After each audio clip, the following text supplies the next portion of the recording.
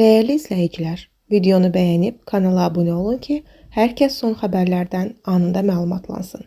Bakıda müğənni Arzu Şabanova vəfat edib. Məlumata görə o bağırsağından aparılan əməliyyatdan sonra dünyasını dəyişib.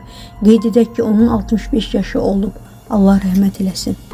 İstilik enerjisindən istifadə qaydaları təsdiq edilib. Xəbər verilir ki, bununla bağlı Baş nazir Əli Əsədov müvafiq qərar imzalayıb. Qərara əsasən, istilik enerjisindən istifadə qaydalarında elektron hökumət informasiya sisteminin xidmət kanalı üzərindən paylayıcının informasiya sistemi vasitəsilə həyata keçirilməsi nəzərdə tutulan prosedurların təşkili təmin edilənədək həmin prosedurlar birbaşa poçt və ya elektron poçt vasitəsilə həyata keçiriləcək.